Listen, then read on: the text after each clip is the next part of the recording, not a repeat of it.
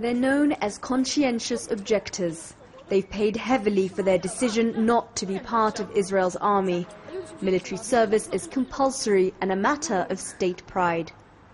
Raz has spent the last 5 months in and out of prison for refusing to join the draft. I saw the wall, inspiration wall, and I decided it's not moral, it's not okay, it hurt both Palestinians and Israeli.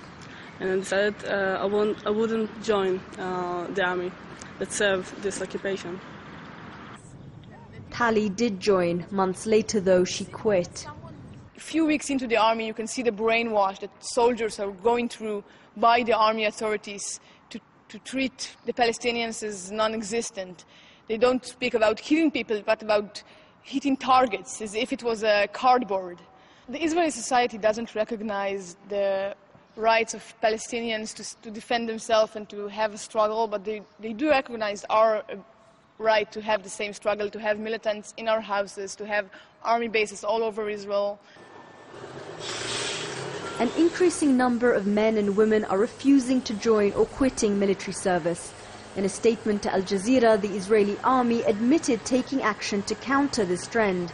They say there's no excuse for not serving. So for the first time, women are being imprisoned for objecting to the draft. Raz and Tali are now members of New Profile, a group that raises awareness about what they see as the growing militarization of Israeli society. From street signs named after past military operations to adverts glamorizing military service and war. Society, they say, legitimizes violence for Israelis while criminalizing it for Palestinians as a method of resistance.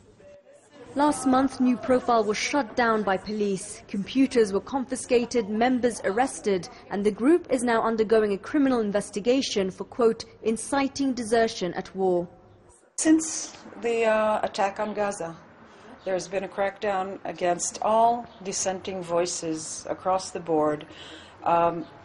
For a long time, it has been directed against Palestinian citizens of Israel. They always get much more brutal treatment than Jewish citizens. But recently, there's been more and more repression of Jewish activism as well. For these groups, the idea Israel is fighting a perpetual war is part of the rhetoric, meant to justify the brutal force used against Palestinians in the face of growing dissent from within and beyond the state's borders. Shireen Tadros, Al Jazeera, Israel.